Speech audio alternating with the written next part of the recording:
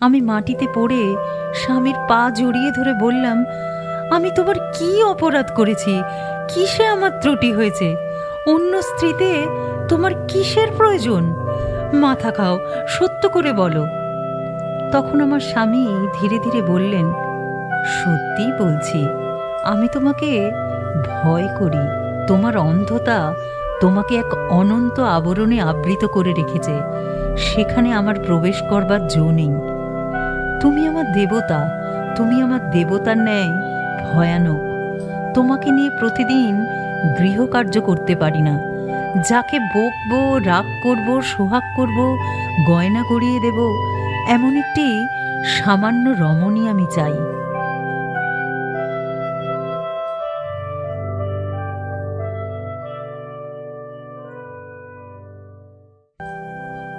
একাধারে কবি, উপন্যাসিক, সঙ্গীতস্রষ্টা, নাট্যকার, চিত্রকর ও দার্শনিক রবীন্দ্রনাথ ঠাকুর বাঙালি তথা ভারতবাসীর সর্বকালের সর্বপ্রিয় এবং সর্বশ্রেষ্ঠ কবি। আগামীকাল তাঁর ১৬৫তম জন্মজয়ন্তীতে গপ্পমুলুকের তরফ থেকে তাকে জানাই সশ্রদ্ধ প্রণাম। নমস্কার, আমি সোনালী। আজকের নিবেদনে রবীন্দ্রনাথ ঠাকুরের লেখা একটি ছোট গল্প। গল্পটির নাম দৃষ্টিদান। শ্রোতাদের সুবিধার্থে গল্পটির ভাষা অপেক্ষাকৃত সহজ করে নিয়েছি।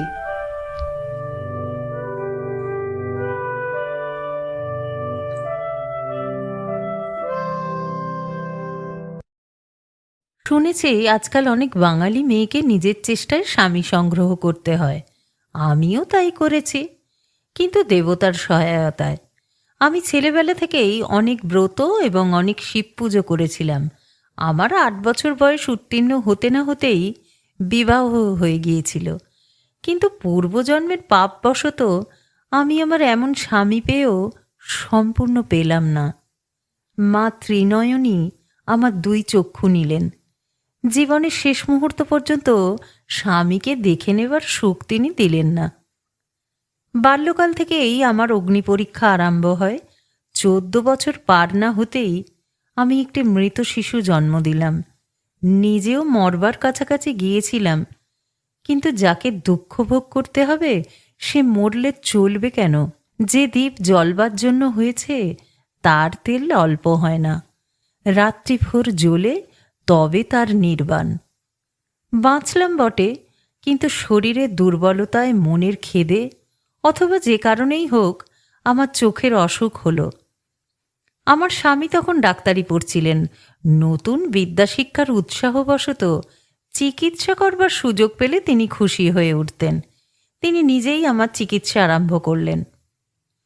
দাদা সে বছর বিএল দেবেন বলে কলেজে পড়ছিলেন। তিনি একদিন এসে আমার স্বামীকে বললেন, করছো কি? কুমুর চোখ দুটো যে নষ্ট করতে বসেছ, একজন ভালো ডাক্তার দেখাও। আমার স্বামী বললেন, ভালো ডাক্তার এসে আর নতুন কি চিকিৎসা করবে? ওষুধপত্র তো সব জানাই আছে। দাদা কিছু রেগে গিয়ে বললেন, তবে তো তোমার সঙ্গে তোমার কলেজের বড় সাহেবের কোনো প্রভেদ নেই। স্বামী বললেন, আইন পড়ছ, ডাক্তারি তুমি কি বোঝো? তুমি যখন বিবাহ করবে তখন তোমার স্ত্রীর সম্পত্তি নিয়ে যদি কোনো মকদ্দমা বাঁধে, তুমি কি আমার পরামর্শ মতো চলবে? আমি মনে মনে ভাবছিলাম, রাজায় রাজায় যুদ্ধ হলে উলু খড়েরই বিপদ সবচেয়ে বেশি। স্বামীর সঙ্গে বিবাদ বাঁধল দাদার, কিন্তু দুপক্ষ হতেই বাঁধছে আমাকেই। আবার ভাবলাম, দাদারা যখন আমাকে দানি করেছেন তখন আমার সম্বন্ধে কর্তব্য নিয়ে এ সমস্ত ভাগাভাগি কেন? আমার সুখ দুঃখ, আমার রোগ ও আরোগ্য, সে তো সমস্তই আমার স্বামীর। সেদিন আমার এই এক সামান্য চোখের চিকিৎসা নিয়ে দাদার সঙ্গে আমার স্বামীর যেন একটু মনান্তর হয়ে গেল। সহজেই আমার চোখ দিয়ে জল পড়ছিল। আমার চোখের জলের ধারা আরও বেড়ে উঠল। তার প্রকৃত কারণ আমার স্বামী কিংবা দাদা কেউই তখন বুঝলেন না। আমার স্বামী কলেজে গেলে বিকেলবেলায় হঠাৎ দাদা এক ডাক্তার নিয়ে এসে উপস্থিত হলেন। ডাক্তার পরীক্ষা করে বললেন, সাবধানে না থাকলে পীড়া গুরুতর হবার সম্ভাবনা আছে। এই বলে কি সমস্ত ওষুধ লিখে দিলেন। দাদা তখনই তা আনতে পাঠালেন। ডাক্তার চলে গেলে আমি দাদাকে বললাম, দাদা, আপনার পায়ে পড়ি, আমার যে চিকিৎসা চলছে তাতে কোনোরূপ ব্যাঘাত ঘটাবেন না। আমি শিশুকাল থেকেই দাদাকে খুব ভয় করতাম। তাকে যে মুখ ফুটে এমন কিছু বলতে পারবো, এটা আমার পক্ষে এক আশ্চর্য ঘটনা। কিন্তু আমি বেশ বুঝেছিলাম আমার স্বামীকে লুকিয়ে দাদা আমার যে চিকিৎসার ব্যবস্থা করছেন তাতে আমার অশুভ বই শুভ নেই। দাদাও আমার প্রগল্ভতায় বোধ করি কিছু আশ্চর্য হলেন। কিছুক্ষণ চুপ করে থেকে ভেবে অবশেষে বললেন, আচ্ছা, আমি আর ডাক্তার আনব না, কিন্তু যে ওষুধটা আসবে তা বিধিমতে সেবন করে দেখিস। ওষুধ আসলে পর আমাকে তা ব্যবহারের নিয়ম বুঝিয়ে দিয়ে দাদা চলে গেলেন। স্বামী কলেজ থেকে আসবার পূর্বেই আমি সেই শিশি এবং বিধিবিধান সমস্তই সযত্নে আমাদের প্রাঙ্গণের পাতকুয়ার মধ্যে ফেলে দিলাম। দাদার সঙ্গে কিছু আড়ি করেই আমার স্বামী যেন আরও দ্বিগুণ চেষ্টায় আমার চোখের চিকিৎসায় প্রবৃত্ত হলেন। এবেলা ওবেলা ওষুধ বদল হতে লাগলো। চোখে ঠুলি পড়লাম, চশমা পরলাম, চোখে ফোঁটা ফোঁটা করে ওষুধ ঢাললাম। দুর্গন্ধ মাছের তেল খেয়ে ভিতরকার পাকযন্ত্র শুদ্ধ যখন বের হয়ে আসার উপক্রম হলো, তাও দমন করে নিলাম। স্বামী জিজ্ঞাসা করতেন, কেমন বোধ হচ্ছে? আমি বলতাম, অনেকটা ভালো। আমি মনে করতেও চেষ্টা করতাম যে ভালোই হচ্ছে। যখন চোখ দিয়ে বেশি জল পড়তে থাকতো তখন ভাবতাম জল কেটে যাওয়াই ভালো লক্ষণ। যখন জল পড়া বন্ধ হতো তখন ভাবতাম এই তো আরোগ্যের পথেই দাঁড়িয়েছি। কিন্তু কিছুকাল পরে যন্ত্রণা অসহ্য হয়ে উঠল। চোখে ঝাপসা দেখতে লাগলাম এবং মাথার বেদনায় আমাকে স্থির থাকতে দিল না। দেখলাম আমার স্বামীও যেন কিছু অপ্রতিভ হয়েছেন। এতদিন পরে কি ছুতো করে যে ডাক্তার ডাকবেন তা তিনি ভেবে পাচ্ছেন না। আমি তাকে বললাম, দাদার মন রক্ষার জন্য একবার একজন ডাক্তার ডাকতে দোষ কি? এই নিয়ে তিনি অনর্থক রাগ করছেন, এতে আমার মনে কষ্ট হয়। চিকিৎসা তো তুমিই করবে, ডাক্তার একজন উপসর্গ থাকা ভালো। স্বামী বললেন, ঠিক বলেছ। এই বলে সেদিনই তিনি এক ইংরেজ ডাক্তার নিয়ে এসে হাজির করলেন। কি কথা হলো জানি না, কিন্তু মনে হলো যেন সাহেব ডাক্তার আমার স্বামীকে কিছু ভর্ৎসনা করলেন। তিনি নতশিরে নিরুত্তরে দাঁড়িয়ে রইলেন। ডাক্তার চলে গেলে আমি আমার স্বামীর হাত ধরে বললাম, কোথা থেকে একটা গুঁয়ার গোড়া গর্ধব ধরে এনেছ? একজন দেশি ডাক্তার আনলেই তো হতো। আমার চোখের রোগ ও কি তোমার চেয়ে ভালো বুঝবে? স্বামী কুণ্ঠিত হয়ে বললেন, চোখে অস্ত্র করা আবশ্যক হয়েছে। আমি একটু রাগের ভান করে বললাম, অস্ত্র করতে হবে সে তো তুমি জানতে, কিন্তু প্রথম থেকেই সে কথা তুমি আমার কাছে গোপন করে গেছো। তুমি কি মনে করো আমি ভয় করি? স্বামীর লজ্জা দূর হলো। তিনি বললেন, চোখে অস্ত্র করতে হবে শুনলে ভয় না করে পুরুষের মধ্যে এমন বীর কজন আছে? আমি ঠাট্টা করে বললাম, পুরুষের বীরত্ব কেবল স্ত্রীর কাছে। স্বামী তৎক্ষণাৎ ম্লান গম্ভীর হয়ে বললেন, সে কথা ঠিক, পুরুষের কেবল অহংকার সার। আমি তার গাম্ভীর্য উড়িয়ে দিয়ে বললাম, অহংকারেও বুঝি তোমরা মেয়েদের সঙ্গে পারো? তাতেও আমাদের জিত। ইতিমধ্যে দাদা আসলে আমি দাদাকে বিরলে ডেকে বললাম, দাদা, আপনার সেই ডাক্তারের ব্যবস্থা মতো চলে এতদিন আমার চোখ বেশ ভালোই হচ্ছিল। একদিন ভুলক্রমে খাবার ওষুধটা চোখে লেপন করে তারপর থেকেই চোখ যায় যায় হয়ে উঠেছে। আমার স্বামী বলছেন চোখে অস্ত্র করতে হবে। দাদা বললেন, আমি ভাবছিলাম তোর স্বামীরই চিকিৎসা চলছে, তাই আরও আমি রাগ করে এতদিন আসিনি। আমি বললাম, না, আমি গোপনে সেই ডাক্তারের ব্যবস্থা মতোই চলছিলাম। স্বামীকে জানাইনি, পাছে তিনি রাগ করেন। স্ত্রী জন্মগ্রহণ করলে এত মিথ্যাও বলতে হয়।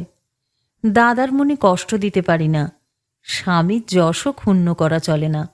মা হয়ে কোলের শিশুকে ভোলাতে হয়, স্ত্রী হয়ে শিশুর বাপকে ভোলাতে হয়। মেয়েদের এত ছলনার প্রয়োজন? ছলনার ফল এই হলো যে অন্ধ হওয়ার পূর্বে আমার দাদা এবং স্বামীর মিলন দেখতে পেলাম। দাদা ভাবলেন গোপন চিকিৎসা করতে গিয়ে এই দুর্ঘটনা ঘটল। স্বামী ভাবলেন গোড়ায় আমার দাদার পরামর্শ শুনলেই ভালো হতো। এই ভেবে দুই অনুতপ্ত হৃদয় ভিতরে ভিতরে ক্ষমাপ্রার্থী হয়ে পরস্পরের অত্যন্ত নিকটবর্তী হল। স্বামী দাদার পরামর্শ নিতে লাগলেন। দাদাও বিনীতভাবে সকল বিষয়ে আমার স্বামীর মতের প্রতি নির্ভরতা প্রকাশ করলেন। অবশেষে উভয়ের পরামর্শক্রমে একদিন একজন ইংরেজ ডাক্তার এসে আমার বাম চোখে অস্ত্রাঘাত করলেন। দুর্বল চোখ সে আঘাত কাটিয়ে উঠতে পারল না। তার ক্ষীণ দীপ্তিটুকু হঠাৎ নিভে গেল। তারপর বাকি চোখটাও দিনে দিনে অল্প অল্প অন্ধকারে আবৃত হয়ে গেল। বাল্যকালে শুভদৃষ্টির দিনে যে চন্দন চর্চিত তরুণ মূর্তি আমার সম্মুখে প্রথম প্রকাশিত হয়েছিল, তার উপরে চিরকালের মতো পর্দা পড়ে গেল। একদিন স্বামী আমার শয্যাপার্শ্বে এসে বললেন, তোমার কাছে আর মিথ্যে বড়াই করব না, তোমার চোখ দুটি আমি নষ্ট করেছি। দেখলাম তার কণ্ঠস্বরে অশ্রুজল ভরে এসেছে। আমি দুই হাতে তার ডান হাত চেপে বললাম, বেশ করেছ, তোমার জিনিস তুমি নিয়েছ। ভেবে দেখো দেখি, যদি কোনো ডাক্তারের চিকিৎসায় আমার চোখ নষ্ট হতো, তাতে আমার কি সান্ত্বনা থাকতো? ভবিতব্য যখন খণ্ডে না, তখন চোখ তো আমার কেউই বাঁচাতে পারত না। সে চোখ তোমার হাতে গিয়েছে, এই আমার অন্ধতার একমাত্র সুখ। যখন পুজোয় ফুল কম পড়েছিল, তখন রামচন্দ্র তাঁর দুই চক্ষু উৎপাটন করে দেবতাকে দিতে গিয়েছিলেন। আমার দেবতাকে আমার দৃষ্টি দিলাম। আমার পূর্ণিমার জ্যোৎস্না, আমার প্রভাতের আলো, আমার আকাশের নীল, আমার পৃথিবীর সবুজ, সব তোমাকে দিলাম। তোমার চোখে যখন যা ভালো লাগবে আমাকে মুখে বলো, সে আমি তোমার চোখে দেখার প্রসাদ বলে গ্রহণ করব। আমি এত কথা বলতে পারিনি, মুখে এমন করে বলাও যায় না। এসব কথা আমি অনেক দিন ধরে ভেবেছি। মাঝে মাঝে যখন অবসাদ আসত, নিষ্ঠার তেজ ম্লান হয়ে পড়ত, নিজেকে বঞ্চিত, দুঃখিত, দুর্ভাগ্য দগ্ধ বলে মনে হতো, তখন আমি নিজের মনকে দিয়ে এসব কথা বলিয়ে নিতাম। এই শান্তি, এই ভক্তিকে অবলম্বন করে নিজের দুঃখের চেয়েও নিজেকে উচ্চ করে তুলতে চেষ্টা করতাম। সেদিন কতকটা কথায়, কতকটা নীরবে বোধ করি আমার মনের ভাবটা তাকে এরকম করেই বোঝাতে পেরেছিলাম। তিনি বললেন, কুমু, মোড়তা করে তোমার যা নষ্ট করেছি সে আর ফিরিয়ে দিতে পারবো না, কিন্তু আমার যতদূর সাধ্য তোমার চোখের অভাব মোচন করে তোমার সঙ্গে সঙ্গে থাকব। আমি বললাম, সে কোনো কাজের কথা নয়। তুমি যে তোমার ঘরকন্যাকে একটি অন্ধের হাসপাতাল করে রাখবে, সে আমি কিছুতেই হতে দেব না। তোমাকে আর একটা বিবাহ করতে হবে।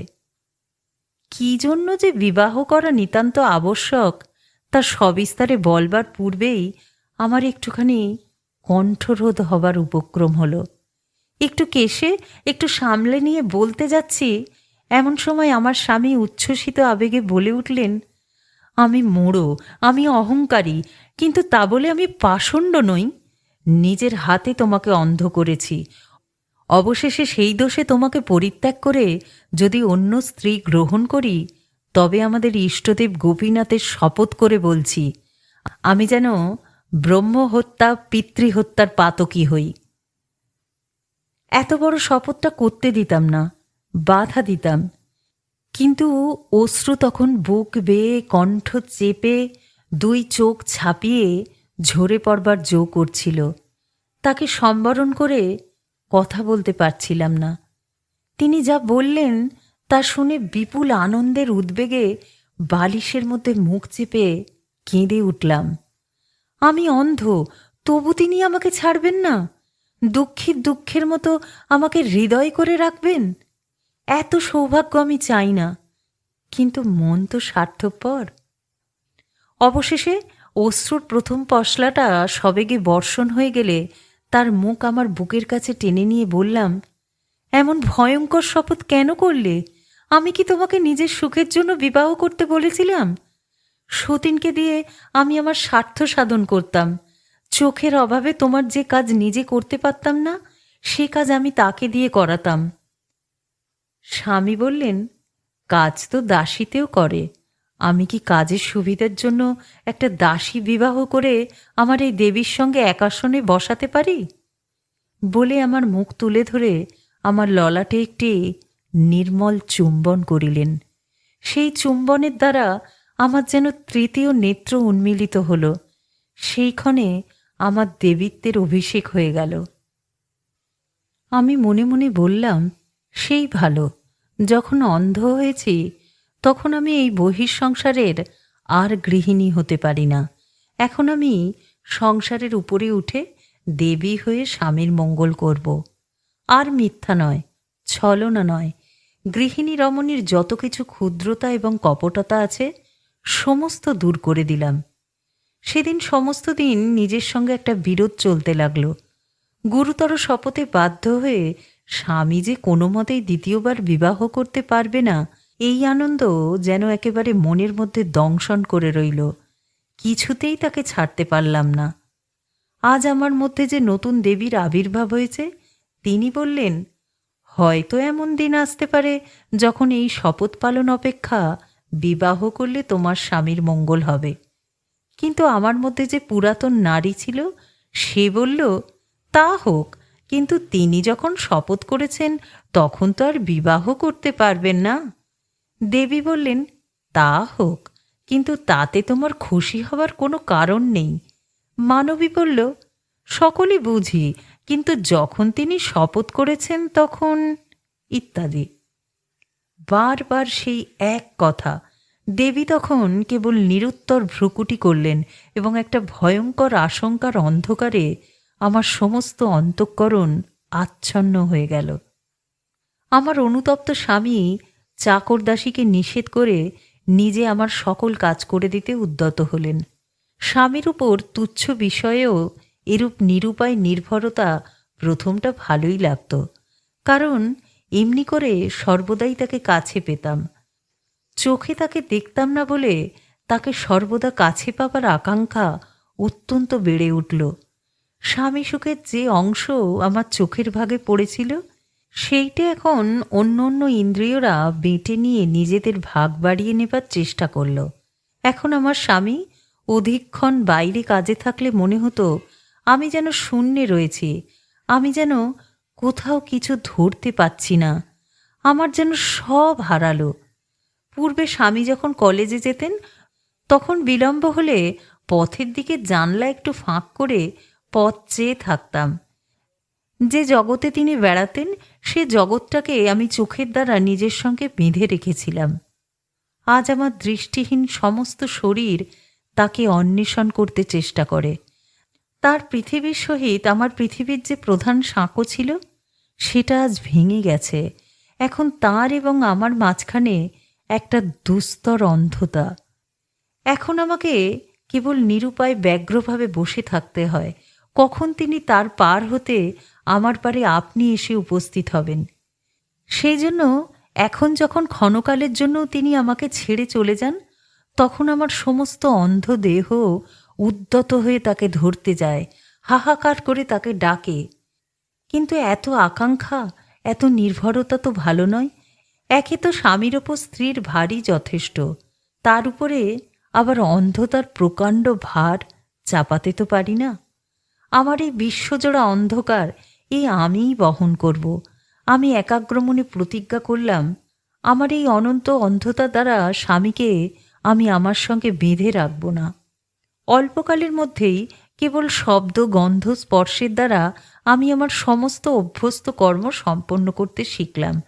এমনকি আমার অনেক গৃহকর্ম পূর্বের চেয়ে অনেক বেশি নৈপুণ্যের সাথে নির্বাহ করতে পারলাম।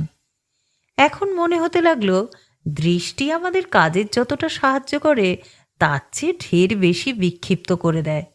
যতটুকু দেখলে কাজ ভালো হয়, চোখ তার চেয়ে ঢের বেশি দেখে, এবং চোখ যখন পাহারার কাজ করে, কান তখন অলস হয়ে যায়। যতটা তার শোনা উচিত তার চেয়ে সে কম শোনে। এখন চঞ্চল চোখের অবর্তমানে আমার অন্য সমস্ত ইন্দ্রিয় তাদের কর্তব্য শান্ত এবং সম্পূর্ণভাবে করতে লাগলো। এখন আমার স্বামীকে আর আমার কোনো কাজ করতে দিলাম না, এবং তার সমস্ত কাজ আবার পূর্বের মতো আমিই করতে লাগলাম। স্বামী আমাকে বললেন, আমার প্রায়শ্চিত্ত হতে আমাকে বঞ্চিত করছো। আমি বললাম, তোমার প্রায়শ্চিত্ত কিসের আমি জানি না, কিন্তু আমার পাপের ভার আমি বাড়াবো কেন? যাই বলুন, আমি যখন তাকে মুক্তি দিলাম তখন তিনি নিঃশ্বাস ফেলে বাঁচলেন। অন্ধ স্ত্রীর সেবাকে চিরজীবনের ব্রত করা পুরুষের কর্ম নয়। আমার স্বামী ডাক্তারি পাশ করে আমাকে সঙ্গে নিয়ে মফস্বলে গেলেন। পাড়াগাঁয়ে এসে যেন মাতৃক্রোড়ে আসলাম মনে হলো। আমার 8 বছর বয়সের সময় আমি গ্রাম ছেড়ে শহরে এসেছিলাম। ইতিমধ্যে 10 বছরে জন্মভূমি আমার মনের মধ্যে ছায়ার মতো অস্পষ্ট হয়ে এসেছিল। যতদিন চোখ ছিল, কলকাতা শহর আমার চারদিকে আর সমস্ত স্মৃতিকে আড়াল করে দাঁড়িয়েছিল। চোখ যেতেই বুঝলাম কলকাতা কেবল চোখ ভুলিয়ে রাখবার শহর, এতে মন ভরে রাখে না। দৃষ্টি হারাবা মাত্রই আমার সেই বাল্যকালের পল্লীগ্রাম দিবাবসানে নক্ষত্রলোকের মতো আমার মনের মধ্যে উজ্জ্বল হয়ে উঠল। অগ্রহায়ণের শেষাশেষি আমরা হাসিমপুর গেলাম। নতুন দেশ, চারদিক দেখতে কীরকম তা বুঝলাম না, কিন্তু বাল্যকালের সেই গন্ধে এবং অনুভবে আমাকে সর্বাঙ্গ বেষ্টন করে ধরল। সেই শিশির ভেজা নতুন চষা ক্ষেত থেকে প্রভাতের হাওয়া, সেই সোনা ঢালা অড়র এবং সরিষার ক্ষেতের আকাশ ভরা কোমল সুমিষ্ট গন্ধ, সেই রাখালের গান, এমনকি ভাঙা রাস্তা দিয়ে গরুর গাড়ি চলার শব্দ পর্যন্ত আমাকে পুলকিত করে তুলল। আমার সেই জীবনারম্ভের অতীত স্মৃতি তার অনির্বচনীয় ধ্বনি ও গন্ধ নিয়ে প্রত্যক্ষ বর্তমানের মতো আমাকে ঘিরে বসল। অন্ধ চোখ তার কোনো প্রতিবাদ করতে পারল না। সেই বাল্যকালের মধ্যে ফিরে গেলাম। কেবল মাকে পেলাম না। মনে মনে দেখতে পেলাম দিদিমা তার বিরল কেশগুচ্ছ মুক্ত করে রৌদ্রে পিঠ দিয়ে প্রাঙ্গণে বড়ি দিচ্ছেন, কিন্তু তার সেই মৃদুকম্পিত প্রাচীন দুর্বল কণ্ঠে আমাদের গ্রাম্য সাধু ভজন দাসের দেহতত্ত্ব গান গুঞ্জন স্বরে শুনতে পেলাম না। সেই নবান্নের উৎসব শীতের শিশিস্নাত আকাশের মধ্যে সজীব হয়ে জেগে উঠল, কিন্তু ঢেঁকিশালে নতুন ধান কোটবার জন্য জনতার মধ্যে আমার ছোট ছোট পল্লী সঙ্গিনীদের সমাগম কোথায় গেল? সন্ধেবেলা অদূরে কোথা থেকে হামবার ধ্বনি শুনতে পাই। তখন মনে পড়ে মা সন্ধ্যাদীপ হাতে করে গোয়ালে আলো দেখাতে যাচ্ছেন। সেই সঙ্গে ভিজে জাবনার ও খড় জ্বালানো ধোঁয়ার গন্ধ যেন হৃদয়ের মধ্যে প্রবেশ করে, এবং শুনতে পাই পুকুরের পাড়ে বিদ্যালঙ্কারদের ঠাকুরবাড়ি থেকে কাঁসর ঘণ্টার শব্দ আসছে। কে যেন আমার সেই শিশুকালের 8টি বছরের মধ্য থেকে তার সমস্ত বস্তু অংশ ছেঁকে নিয়ে কেবল তার রসটুকু গন্ধটুকু আমার চারদিকে রাশীকৃত করেছে। এই সঙ্গে আমার সেই ছেলেবেলাকার ব্রত এবং ভোরবেলায় ফুল তুলে শিব পুজোর কথা মনে পড়ল। এ কথা স্বীকার করতেই হবে, কলকাতার আলাপ আলোচনা আনাগোনার গোলমালে বুদ্ধির একটু বিকার ঘটেই। ধর্মকর্ম ভক্তি শ্রদ্ধার মধ্যে নির্মল সরলতাটুকু থাকে না। সেদিনের কথা আমার মনে পড়ে, যেদিন অন্ধ হওয়ার পর কলকাতায় আমার পল্লীবাসিনী এক সখী এসে আমাকে বলেছিল, তোর রাগ হয় না কমু? আমি হলে এমন স্বামীর মুখ দেখতাম না। আমি বললাম, ভাই, মুখ দেখা তো বন্ধই বটে, সেজন্য এ পোড়া চোখের ওপর রাগ হয়, কিন্তু স্বামীর ওপর রাগ করতে যাব কেন? যথাসময় ডাক্তার ডাকেননি বলেই লাবণ্য আমার স্বামীর ওপর অত্যন্ত রেগে গিয়েছিল এবং আমাকেও রাগাবার চেষ্টা করেছিল। আমি তাকে বোঝালাম, সংসারে থাকলে ইচ্ছায় অনিচ্ছায় জ্ঞানে অজ্ঞানে ভুলে ভ্রান্তিতে দুঃখ সুখ নানা রকম ঘটে থাকে, কিন্তু মনের মধ্যে যদি ভক্তি স্থির রাখতে পারি তবে দুঃখের মধ্যেও একটা শান্তি থাকে, নইলে কেবল রাগারাগি রেষারেষি বকাবকি করেই জীবন কেটে যায়। অন্ধ হয়েছি এই তো যথেষ্ট দুঃখ, তারপরে স্বামীর প্রতি বিদ্বেষ করে দুঃখের বোঝা বাড়াবো কেন? আমার মতো বালিকার মুখে সেকেলে কথা শুনে লাবণ্য রাগ করে অবজ্ঞা ভরে মাথা নেড়ে চলে গেল। কিন্তু যাই বলি, কথার মধ্যে বিষ আছে, কথা একেবারে ব্যর্থ হয় না। লাবণ্যের মুখ থেকে রাগের কথা আমার মনের মধ্যে যেন দুটো একটা স্ফুলিঙ্গ ফেলে গিয়েছিল। আমি সেটা পা দিয়ে মারিয়ে নিভিয়ে দিয়েছিলাম, কিন্তু তবু দুটো একটা দাগ থেকে গিয়েছিল। তাই বলছিলাম, কলকাতায় অনেক তর্ক, অনেক কথা, সেখানে দেখতে দেখতে বুদ্ধি অকালে পেকে কঠিন হয়ে ওঠে। পাড়াগাঁয়ে এসে আমার সেই শিব পূজার শীতল শিউলি ফুলের গন্ধে হৃদয়ের সমস্ত আশা ও বিশ্বাস আমার সেই শিশুকালের মতোই নবীন ও উজ্জ্বল হয়ে উঠল। দেবতায় আমার হৃদয় এবং আমার সংসার পরিপূর্ণ হয়ে গেল। আমি নতশিরে লুটিয়ে পড়লাম, বললাম, হে দেব, আমার চক্ষু গেছে, বেশ হয়েছে, তুমি তো আমার আছো। হায়, ভুল বলেছিলাম, তুমি আমার আছো এ কথাও স্পর্ধার কথা। আমি তোমার আছি, কেবল এইটুকুই বলবার অধিকার আছে। ওগো, একদিন কণ্ঠ চেপে আমার দেবতা এই কথাটা আমাকে বলিয়ে নেবে।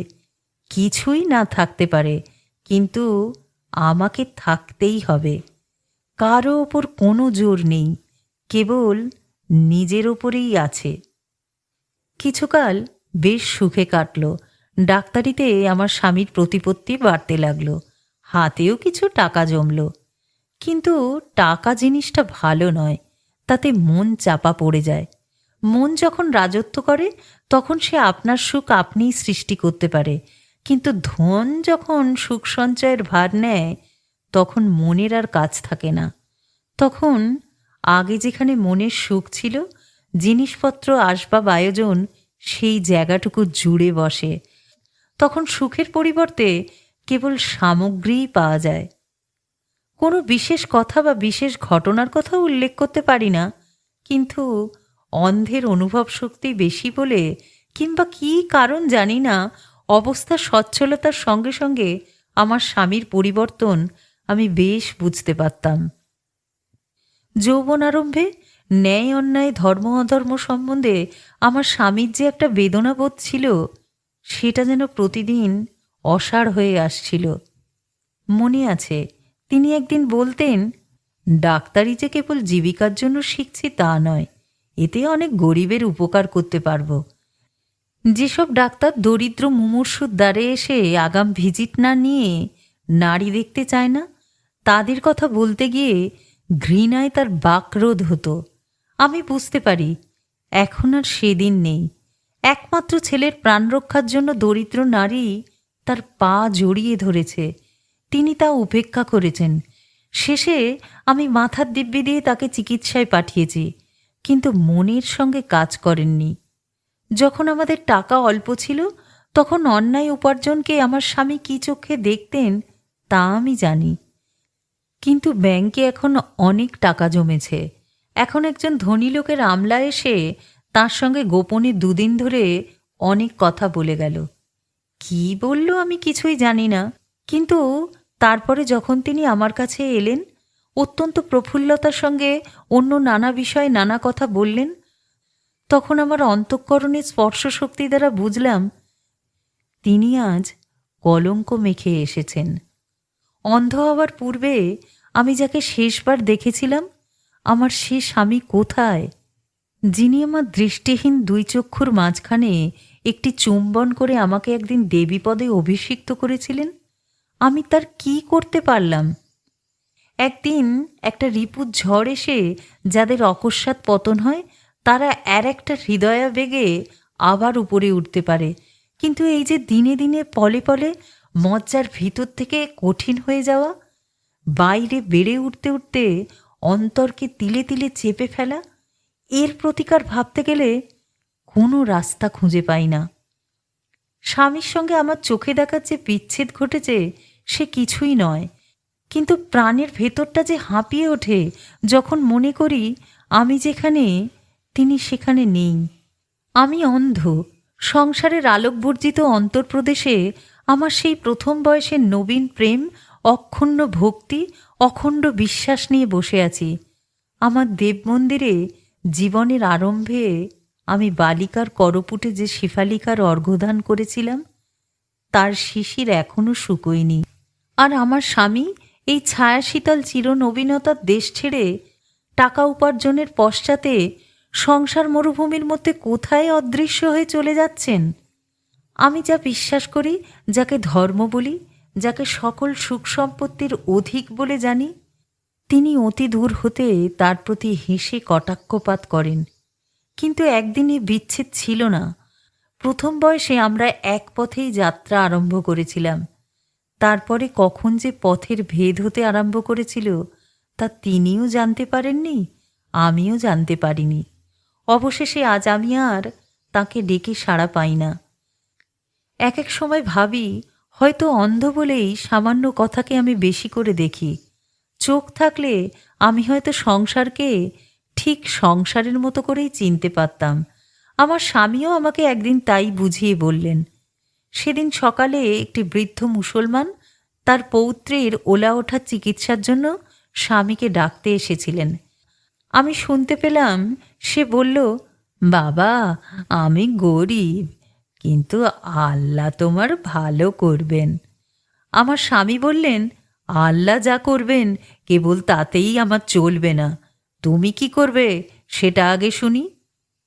শুনবা মাত্রই ভাবলাম, ঈশ্বর আমাকে অন্ধ করেছেন, কিন্তু বধির করেননি কেন? বৃদ্ধ গভীর দীর্ঘ নিঃশ্বাসের সহিত হে আল্লাহ বলে বিদায় নিলেন। আমি তখনই ঝিকে দিয়ে তাকে অন্তঃপুরের খিড়কির দ্বারে ডেকে আনলাম। বললাম, বাবা, তোমার নাতনির জন্য এই ডাক্তারের খরচা কিছু দিলাম, তুমি আমার স্বামীর মঙ্গল প্রার্থনা করে পাড়া থেকে হরিশ ডাক্তারকে ডেকে নাও। কিন্তু সমস্ত দিন আমার মুখে অন্ন রুচল না। স্বামী অপরাহ্নে নিদ্রা থেকে জেগে জিজ্ঞাসা করলেন, তোমাকে বিমর্ষ দেখছি কেন? পূর্বকালের অভ্যস্ত একটা উত্তর মুখে এসেছিল, না কিছুই হয়নি, কিন্তু ছলনার কাল গিয়েছে। আমি স্পষ্ট করে বললাম, কতদিন তোমাকে বলবো মনে করি, কিন্তু বলতে গিয়ে ভেবে পাই না ঠিক কি বলবার আছে। আমার অন্তরের কথাটা আমি বুঝিয়ে বলতে পারবো কিনা জানি না, কিন্তু নিশ্চয়ই তুমি নিজের মনের মধ্যে বুঝতে পারো। আমরা দুজনে যেমনভাবে এক হয়ে জীবন আরম্ভ করেছিলাম, আজ তা পৃথক হয়ে গেছে। স্বামী হেসে বললেন, পরিবর্তনই তো সংসারের ধর্ম। আমি বললাম, টাকা কড়ি রূপ যৌবন সকলেরই পরিবর্তন হয়, কিন্তু নিত্য জিনিস কি কিছুই নেই? তখন তিনি একটু গম্ভীর হয়ে বললেন, দেখো, অন্য স্ত্রীলোকেরা সত্যকার অভাব নিয়ে দুঃখ করে, কারো স্বামী উপার্জন করে না, কারো স্বামী ভালোবাসে না। তুমি আকাশ থেকে দুঃখ টেনে আনো। আমি তখনই বুঝলাম, অন্ধতা আমার চোখে এক অঞ্জন মাখিয়ে আমাকে এই পরিবর্তমান সংসারের বাইরে নিয়ে গেছে। আমি অন্য স্ত্রীলোকের মতো নই, আমাকে আমার স্বামী বুঝবে না। ইতিমধ্যে আমার এক পিস্যাশুড়ি দেশ থেকে তার ভ্রাতুষ্পুত্রের সংবাদ নিতে আসলেন।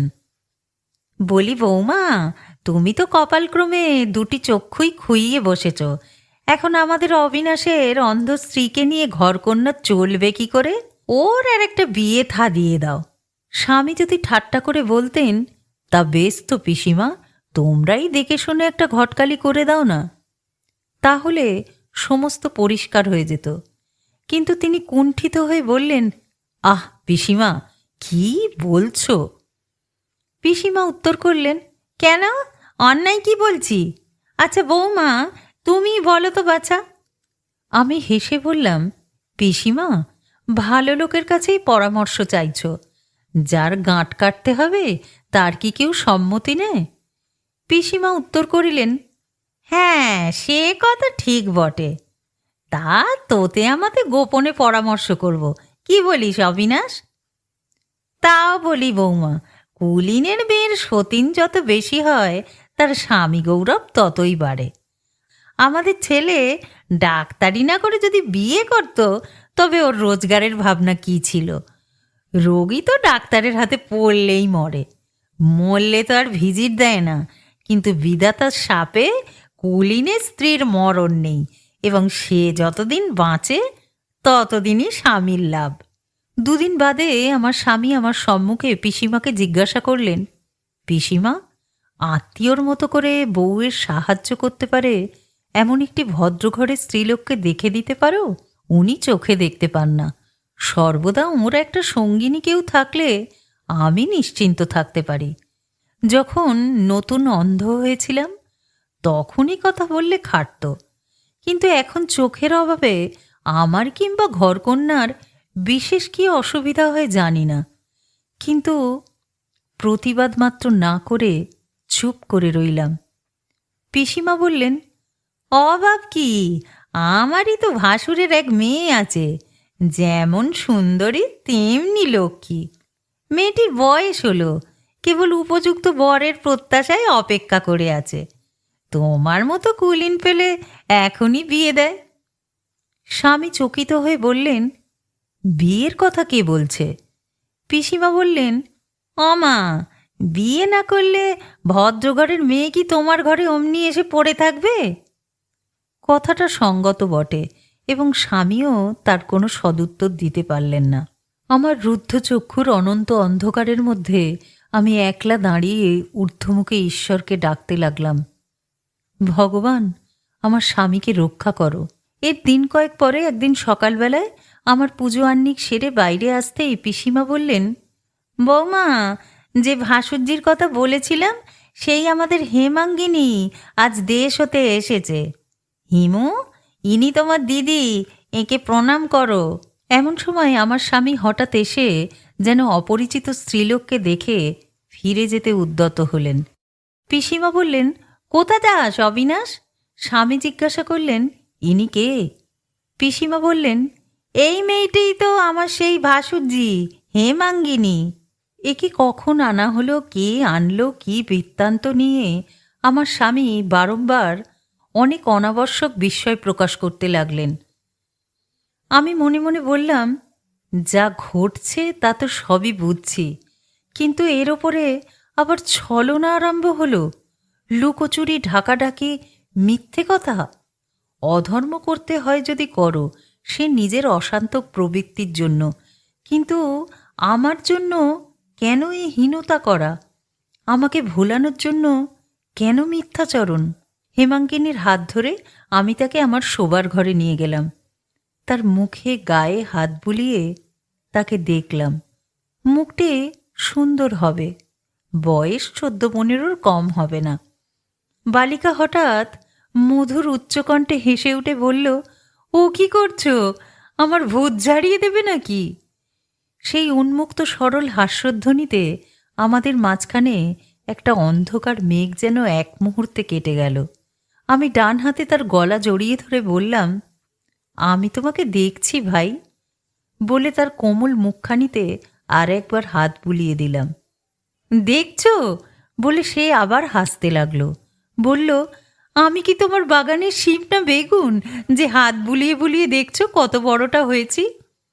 তখন আমার হঠাৎ মনে হলো, আমি যে অন্ধ তা বোধহয় হেমাঙ্গিনী জানে না। বললাম, বোন, আমি যে অন্ধ। শুনে সে কিছুক্ষণ আশ্চর্য হয়ে গম্ভীর হয়ে রইল।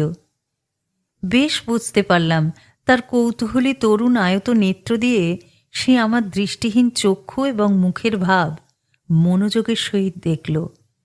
তারপরে বলল, ও তাই বুঝি কাকিকে এখানে এনেছ? আমি বললাম, না, আমি ডাকিনি, তোমার কাকি আপনিই এসেছেন। বালিকা আবার হেসে উঠে বলল, দয়া করে? তাহলে দয়াময়ী শিগগির নড়ছে না, কিন্তু বাবা আমাকে এখানে কেন পাঠালেন? এমন সময় পিসিমা ঘরে প্রবেশ করলেন। এতক্ষণ আমার স্বামীর সঙ্গে তার কথাবার্তা চলছিল। ঘরে আসতেই হেমাঙ্গিনী বলল, কাকি, আমরা বাড়ি ফিরবো কবে বলো? পিসিমা বললেন, ও মা, এইমাত্র এসেই অমনি যাই যাই, এমন চঞ্চল মেয়ে তো দেখিনি। হেমাঙ্গিনী বলল, কাকি, তোমার তো এখান থেকে শিগগির নড়বার গতিক দেখি না। তা তোমার এই হলো আত্মীয় ঘর, তুমি যতদিন খুশি থাকো, আমি কিন্তু চলে যাবই, তা তোমাকে বলে রাখছি। এই বলে আমার হাত ধরে বলল, কি বলো ভাই, তোমরা তো ঠিক আমাদের আপন নও? আমি তার এই সকল প্রশ্নের কোনো উত্তর না দিয়ে তাকে আমার বুকের কাছে টেনে নিলাম। দেখলাম পিসিমা যতই প্রবলা হন, এই কন্যাটিকে তার সামলাবার সাধ্য নেই। পিসিমা প্রকাশ্যে রাগ না দেখিয়ে হেমাঙ্গিনীকে একটু আদর করবার চেষ্টা করলেন। সে তা যেন গা থেকে ঝেড়ে ফেলে দিল। পিসিমা সমস্ত ব্যাপারটাকে আদুরে মেয়ের একটা পরিহাসের মতো উড়িয়ে দিয়ে হেসে চলে যেতে উদ্যত হলেন। আবার কি ভেবে ফিরে এসে হেমাঙ্গিনীকে বললেন, হিমু, চল, তো স্নানের বেলা হলো। সে আমার কাছে এসে বলল, আমরা দুজনে ঘাটে যাব, কি বলো ভাই? পিসিমা অনিচ্ছা সত্ত্বেও ক্ষান্ত দিলেন। তিনি জানতেন টানাটানি করতে গেলে হেমাঙ্গিনীরই জয় হবে এবং তাদের মধ্যকার বিরোধ অশোভন রূপে আমার সামনে প্রকাশ পাবে। খিড়কির ঘাটে যেতে যেতে হেমাঙ্গিনী আমাকে জিজ্ঞাসা করল, তোমার ছেলে পুলে নেই কেন? আমি ঈষৎ হেসে বললাম, কেন তা কি করে জানব, ঈশ্বর দেননি। হেমাঙ্গিনী বলল, নিশ্চয়ই তোমার ভেতরে কিছু পাপ ছিল। আমি বললাম, তাও অন্তর্যামী জানেন। বালিকা প্রমাণস্বরূপে বলল, দেখো না, কাকির ভেতরে এত কুটিলতা যে ওর গর্ভে সন্তান জন্মাতে পারে না। পাপ পুণ্য, সুখ দুঃখ, দণ্ড পুরস্কারের তত্ত্ব নিজেও বুঝি না, বালিকাকেও বোঝালাম না। কেবল একটা নিঃশ্বাস ফেলে মনে মনে তাকে বললাম, তুমিই জানো। হেমাঙ্গিনী তৎক্ষণাৎ আমাকে জড়িয়ে ধরে হেসে উঠে বলল, ওমা, আমার কথা শুনে তোমার নিঃশ্বাস পড়ে? আমার কথা বুঝি কেউ গ্রাহ্য করে? দেখলাম স্বামীর ডাক্তারি ব্যবসায়ে ব্যাঘাত হতে লাগলো। দূরে ডাক পড়লে তো জানি না, কাছে কোথাও গেলেও চটপট সেরে চলে আসেন। পূর্বে যখন কর্মের অবসরে ঘরে থাকতেন, মধ্যাহ্নে আহার এবং নিদ্রার সময় কেবল বাড়ির ভেতর আসতেন। এখন পিসিমাও যখন তখন ডেকে পাঠান, তিনিও অনাবশ্যক পিসিমার খবর নিতে আসেন। পিসিমা যখন ডাক ছেড়ে বলেন, হিমু, আমার পানের বাটাটা নিয়ে আয় তো, আমি বুঝতে পারি পিসিমার ঘরে আমার স্বামী এসেছেন। প্রথম প্রথম কয়েকদিন হেমাঙ্গিনী পানের বাটা, তেলের বাটি প্রভৃতি যথাদিষ্ট জিনিস নিয়ে যেত, কিন্তু তারপরে ডাক পড়লে সে আর কিছুতেই নড়ত না। ঝির হাত দিয়ে আদিষ্ট দ্রব্য পাঠিয়ে দিত। পিসি ডাকতেন, হেমাঙ্গিনী, হিমু, হিমি। বালিকা যেন আমার প্রতি একটা করুণার আবেগে আমাকে জড়িয়ে থাকত। একটা আশঙ্কা এবং বিষাদ তাকে আচ্ছন্ন করত। এরপর থেকে আমার স্বামীর কথা সে আমার কাছে ভুলেও উল্লেখ করত না। ইতিমধ্যে আমার দাদা আমাকে দেখতে আসলেন। আমি জানতাম দাদার দৃষ্টি তীক্ষ্ণ। ব্যাপারটা কিরূপ চলছে তা তার নিকট গোপন করা প্রায় অসাধ্য হবে। আমার দাদা বড় কঠিন বিচারক, তিনি লেশমাত্র অন্যায়কে ক্ষমা করতে জানেন না। আমার স্বামী যে তারই চোখের সামনে অপরাধী রূপে দাঁড়াবেন, এ আমি সবচেয়ে ভয় করতাম। আমি অতিরিক্ত প্রফুল্লতার দ্বারা সমস্ত আচ্ছন্ন করে রাখলাম। বেশি বেশি কথা বলে, বেশি ব্যস্ত সমস্ত হয়ে, অত্যন্ত ধুমধাম করে চারদিকে যেন একটা ধুলো উড়িয়ে রাখবার চেষ্টা করলাম। কিন্তু সেটা আমার পক্ষে এমন অস্বাভাবিক যে তাতে আরও বেশি ধরা পড়বার কারণ হলো। দাদা বেশি দিন থাকতে পারলেন না।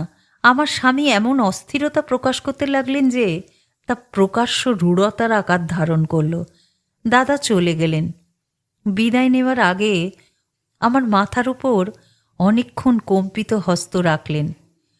মনে মনে একাগ্রচিত্তে কি আশীর্বাদ করলেন তা বুঝতে পারলাম। তাঁর অশ্রু আমার অশ্রুসিক্ত কপালের উপর এসে পড়ল। মনে আছে সেদিন চৈত্র মাসের সন্ধেবেলায় হাটের বারে লোকজন বাড়ি ফিরে যাচ্ছে। দূর থেকে বৃষ্টি নিয়ে একটা ঝড় আসছে। তারই মাটি ভেজা গন্ধ এবং বাতাসের আর্দ্রভাব আকাশে ব্যাপ্ত হয়েছে। সঙ্গচ্যুত সাকিগণ অন্ধকার মাঠের মধ্যে পরস্পরকে ব্যাকুল ঊর্ধ্বকণ্ঠে ডাকছে। অন্ধের শয়নগৃহে যতক্ষণ আমি একলা থাকি ততক্ষণ প্রদীপ জ্বালানো হয় না, পাছে শিখা লেগে কাপড় ধরে ওঠে বা কোনো দুর্ঘটনা হয়।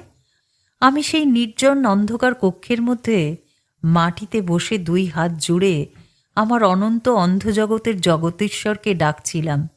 বলছিলাম, প্রভু, তোমার দয়া যখন অনুভব হয় না, তোমার অভিপ্রায় যখন বুঝি না, তখন এই অনাথ ভগ্ন হৃদয়ের হালটাকে প্রাণপণে 2 হাতে বক্ষে চেপে ধরি। বুক দিয়ে রক্ত বের হয়ে যায়, তবু তুফান সামলাতে পারি না। আমার আর কত পরীক্ষা করবে? আমার কতটুকুই বা বল? এই বলতে বলতে অশ্রু উচ্ছ্বসিত হয়ে উঠল। সমস্ত দিন ঘরের কাজ করতে হয়। হেমাঙ্গিনী ছায়ার মতো কাছে কাছে থাকে। বুকের ভিতরে যে অশ্রু ভরে ওঠে সে আর ফেলবার অবসর পাই না। অনেকদিন পরে আর চোখের জল বের হলো। এমন সময় দেখলাম খাট একটু নড়ল। মানুষ চলার উস্খুস শব্দ হলো এবং মুহূর্ত পরে হেমাঙ্গিনী এসে আমার গলা জড়িয়ে ধরে নিঃশব্দে আঁচল দিয়ে আমার চোখ মুছিয়ে দিতে লাগল। সে যে সন্ধ্যার আরম্ভে কি ভেবে কখন এসে খাটের ওপর শুয়েছিল আমি জানতে পারিনি। সে একটিও প্রশ্ন করল না। আমি তাকে কোনো কথাই বললাম না। সে ধীরে ধীরে তার শীতল হস্ত আমার ললাটে বুলিয়ে দিতে লাগল। ইতিমধ্যে কখন মেঘগর্জন এবং মুষলধারে বর্ষণের সঙ্গে সঙ্গে একটা ঝড় হয়ে গেল বুঝতেই পারলাম না। বহুকাল পরে একটা সুস্নিগ্ধ শান্তি এসে আমার জরদাহ দগ্ধ হৃদয়কে জুড়িয়ে দিল। পরদিন হেমাঙ্গিনী বলল, কাকি, তুমি যদি বাড়ি না যাও আমি আমার কৈবর্ত দাদার সঙ্গে চললাম, তা বলে রাখছি। পিসিমা বললেন, তাতে আর কাজ কি, আমিও কাল যাচ্ছি, একসঙ্গেই যাওয়া হবে। এই দেখ হিমু, আমার অবিনাশ তোর জন্য কেমন একটা মুক্ত দেয়া আংটি কিনে দিয়েছে। বলে সগর্বে পিসিমা আংটিটা হেমাঙ্গিনীর হাতে দিলেন।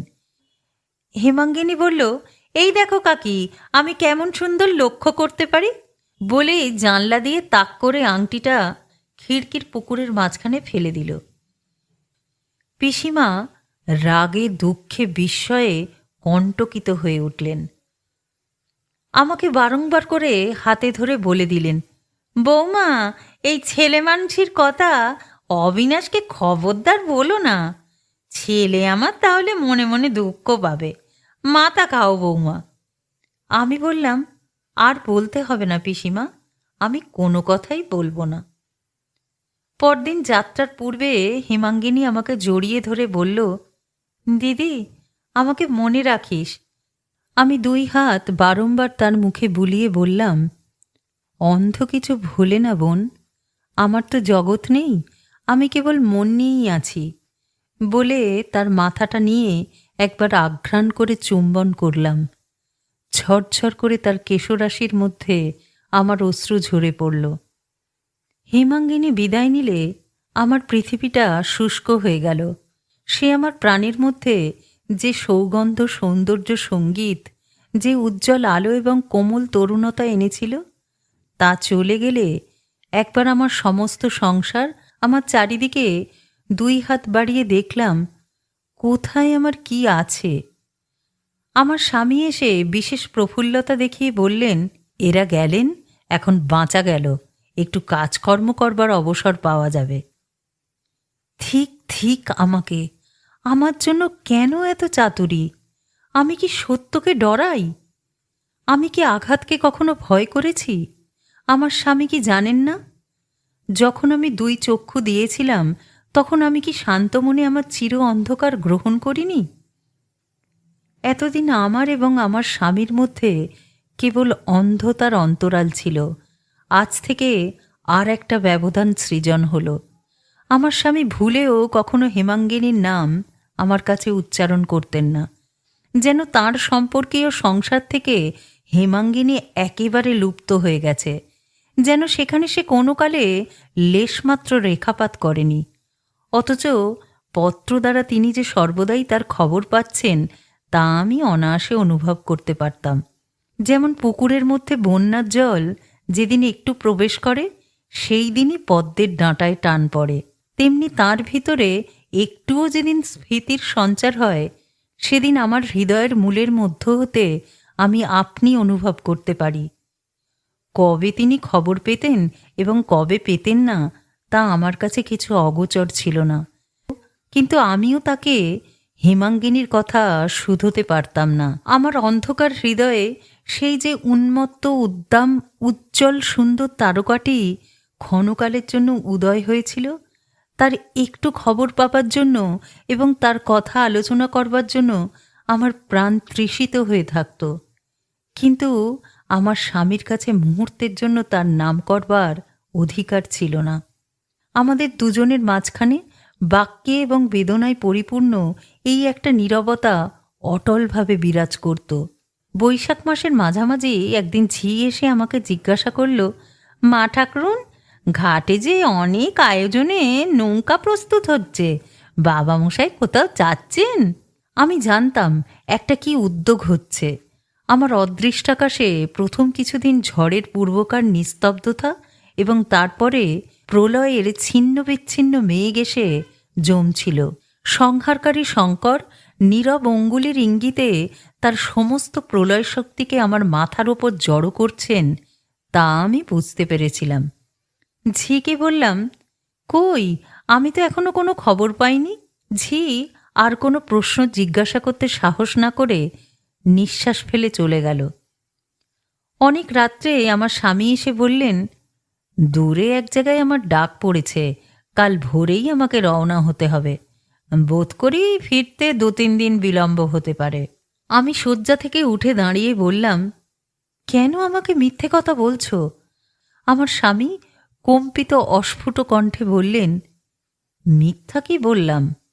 আমি বললাম, তুমি বিবাহ করতে যাচ্ছ? তিনি চুপ করে রইলেন। আমি স্থির হয়ে দাঁড়িয়ে রইলাম। অনেকক্ষণ ঘরে কোনো শব্দ রইল না। শেষে আমি বললাম, একটা উত্তর দাও, বলো। হ্যাঁ, আমি বিবাহ করতে যাচ্ছি। তিনি প্রতিধ্বনির ন্যায় উত্তর দিলেন, হ্যাঁ, আমি বিবাহ করতে যাচ্ছি। আমি বললাম, না, তুমি যেতে পারবে না। তোমাকে আমি এই মহাবিপদ মহাপাপ হতে রক্ষা করব। এ যদি না পারি তবে আমি তোমার কিসের স্ত্রী? কি জন্য আমি শিব পুজো করেছিলাম? আবার অনেকক্ষণ গৃহ নিঃশব্দ হয়ে রইল। আমি মাটিতে পড়ে স্বামীর পা জড়িয়ে ধরে বললাম, আমি তোমার কি অপরাধ করেছি? কিসে আমার ত্রুটি হয়েছে? অন্য স্ত্রীতে তোমার কিসের প্রয়োজন? মাথা খাও, সত্য করে বলো। তখন আমার স্বামী ধীরে ধীরে বললেন, সত্যিই বলছি, আমি তোমাকে ভয় করি। তোমার অন্ধতা তোমাকে এক অনন্ত আবরণে আবৃত করে রেখেছে, সেখানে আমার প্রবেশ করবার জো নেই। তুমি আমার দেবতা, তুমি আমার দেবতার ন্যায় ভয়ানক। তোমাকে নিয়ে প্রতিদিন গৃহকার্য করতে পারি না। যাকে বকবো, রাগ করব, সোহাগ করব, গয়না গড়িয়ে দেব, এমন একটি সামান্য রমণী আমি চাই। আমার বুকের ভেতর চিরে দেখো, আমি সামান্য রমণী। আমার মনের মধ্যে সেই নববিবাহের বালিকা বই কিছু নেই। আমি বিশ্বাস করতে চাই, নির্ভর করতে চাই, পুজো করতে চাই। তুমি নিজেকে অপমান করে আমাকে দুঃসহ দুঃখ দিয়ে তোমার চেয়ে আমাকে বড় করে তুলো না। আমাকে সর্ববিষয়ে তোমার পায়ের নিচে রেখে দাও। আমি কি কি কথা বলেছিলাম সে কি আর আমার মনে আছে? ক্ষুব্ধ সমুদ্রকে নিজের গর্জন নিজে শুনতে পায়। কেবল মনে পড়ে বলেছিলাম, যদি আমি সতী হই তবে ভগবান সাক্ষী রইলেন, তুমি কোনো মতেই তোমার ধর্ম শপথ লঙ্ঘন করতে পারবে না। সে মহাপাপের পূর্বে হয় আমি বিধবা হব, নয় হেমাঙ্গিনী বেঁচে থাকবে না। এই বলে আমি মূর্ছিত হয়ে পড়ে গেলাম। যখন মূর্ছা ভঙ্গ হল তখন রাত্রি শেষের পাখি ডাকতে আরম্ভ করেনি এবং আমার স্বামী চলে গেছেন। আমি ঠাকুর ঘরের দ্বার রুদ্ধ করে পুজোয় বসলাম। সমস্ত দিন আমি ঘরের বার হলাম না। সন্ধ্যের সময় কালবৈশাখী ঝড়ে দালান কাঁপতে লাগল। আমি বললাম না যে, হে ঠাকুর, আমার স্বামী এখন নদীতে আছেন, তাকে রক্ষা করো।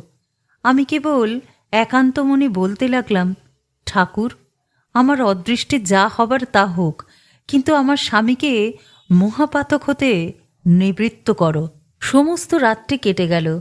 তার পরের দিনও আসন পরিত্যাগ করিনি। অনিদ্রায় অনাহারে কে আমাকে বল দিয়েছিল জানি না, আমি পাষাণ মূর্তির সম্মুখে পাষাণ মূর্তির মতোই বসেছিলাম। সন্ধ্যার সময় বাহির থেকে দ্বার ঠেলাঠেলি আরম্ভ হলো। দ্বার ভেঙে যখন ঘরে লোক প্রবেশ করল তখন আমি মূর্ছিত হয়ে পড়ে আছি। মূর্ছাভঙ্গে শুনলাম, দিদি। দেখলাম হেমাঙ্গিনীর কোলে শুয়ে আছি। মাথা নাড়তেই তার নতুন চেলি খসখস করে উঠল। হা ঠাকুর, আমার প্রার্থনা শুনলে না? আমার স্বামীর পতন হলো। হেমাঙ্গিনী মাথা নিচু করে ধীরে ধীরে বলল, দিদি, তোমার আশীর্বাদ নিতে এসেছি। প্রথম এক মুহূর্ত কাঠের মতো হয়ে পরক্ষণেই উঠে বসলাম। বললাম, কেন আশীর্বাদ করব না বোন? তোমার কি অপরাধ? হেমাঙ্গিনী তার সুমিষ্ট উচ্চকণ্ঠে হেসে উঠল। বলল, অপরাধ? তুমি বিয়ে করলে অপরাধ হয় না, আর আমি বিয়ে করলেই অপরাধ? হেমাঙ্গিনীকে জড়িয়ে ধরে আমিও হাসলাম। মনে মনে বললাম, জগতে আমার প্রার্থনাই কি চূড়ান্ত? তাঁর ইচ্ছাই কি শেষ নয়? যে আঘাত পড়েছে সে আমার মাথার উপরেই পড়ুক, কিন্তু হৃদয়ের মধ্যে যেখানে আমার ধর্ম, আমার বিশ্বাস আছে, সেখানে পড়তে দেব না। আমি যেমন ছিলাম তেমনই থাকব। হেমাঙ্গিনী আমার পায়ের কাছে পড়ে আমার পায়ের ধুলো নিল। আমি বললাম, তুমি চির সৌভাগ্যবতী, চির সুখিনী হও। হেমাঙ্গিনী বলল, কেবল আশীর্বাদ নয়, তোমার সতীর হাতে আমাকে এবং তোমার ভগ্নিপতিকে বরণ করে নিতে হবে। তুমি তাকে লজ্জা করলে চলবে না। যদি অনুমতি করো তাকে একবার অন্তঃপুরে নিয়ে আসি। আমি বললাম, আনো। কিছুক্ষণ পরে আমি ত্রস্ত বিছানা ছেড়ে উঠে পায়ের কাছে প্রণাম করে বললাম, দাদা। হেমাঙ্গিনী বলল, দাদা কিসের? কান মলিয়া দাও, ও তোমার ছোট ভগ্নিপতি। তখন সমস্ত বুঝলাম। আমি জানতাম দাদার প্রতিজ্ঞা ছিল বিবাহ করবেন না। মা নেই, তাকে অনুনয় করে বিবাহ করাবার কেউ ছিল না। এবার আমিই তার বিবাহ দিলাম। দুই চক্ষু বেয়ে হু হু করে জল ঝরে পড়তে লাগল। কিছুতেই থামাতে পারি না। দাদা ধীরে ধীরে আমার চুলের মধ্যে হাত বুলিয়ে দিতে লাগলেন। হেমাঙ্গিনী আমাকে জড়িয়ে ধরে কেবল হাসতে লাগল। রাত্রে ঘুম হচ্ছিল না। আমি উৎকণ্ঠিত চিত্তে স্বামীর প্রত্যাগমন প্রত্যাশা করছিলাম। লজ্জা এবং নৈরাশ্য তিনি কিরূপভাবে সম্বরণ করবেন তা আমি স্থির করতে পারছিলাম না। অনেক রাত্রে অতি ধীরে দ্বার খুলল। আমি চমকে উঠে বসলাম। আমার স্বামীর পদশব্দ। বক্ষের মধ্যে হৃৎপিণ্ড আছাড় খেতে লাগল। তিনি বিছানার মধ্যে এসে আমার হাত ধরে বললেন, তোমার দাদা আমাকে রক্ষা করেছেন। আমি ক্ষণকালের মোহে পড়ে মরতে যাচ্ছিলাম। সেদিন আমি যখন নৌকায় উঠেছিলাম, আমার বুকের মধ্যে যে কী পাথর চেপেছিল তা অন্তর্যামীই জানেন। যখন নদীর মধ্যে ঝড়ে পড়েছিলাম তখন প্রাণের ভয়ও হচ্ছিল। সেই সঙ্গে ভাবছিলাম, যদি ডুবে যাই তাহলে আমার উদ্ধার হয়। মথুরাগঞ্জে পৌঁছে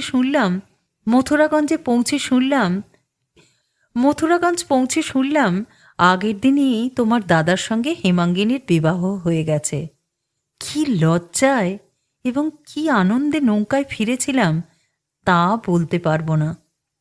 তা বলতে পারি না। এই কয়দিনে আমি নিশ্চয় করে বুঝেছি তোমাকে ছেড়ে আমার কোনো সুখ নেই। আমি হেসে বললাম, না, আমার দেবী হয়ে কাজ নেই। আমি তোমার ঘরের গৃহিণী। আমি সামান্য নারী মাত্র। স্বামী বললেন, আমারও একটা অনুরোধ তোমায় রাখতে হবে।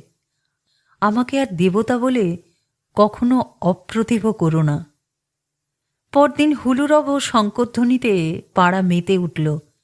হেমাঙ্গিনী আমার স্বামীকে আহারে উপবেশনে প্রভাতে রাত্রে নানা প্রকার পরিহাস করতে লাগল। নির্যাতনের আর সীমা রইল না। কিন্তু তিনি কোথায় গিয়েছিলেন, কি ঘটেছিল, কেউ তাহার লেশমাত্র উল্লেখ করল না। কেমন লাগলো গল্পটা? গল্পটি ভালো লাগলে আপনার প্রিয়জন ও বন্ধুদের সঙ্গে অবশ্যই শেয়ার করে নেবেন এবং গপ্পমূলক চ্যানেলটি সাবস্ক্রাইব করতে ভুলবেন না কিন্তু। সকলে ভালো থাকবেন। ধন্যবাদ।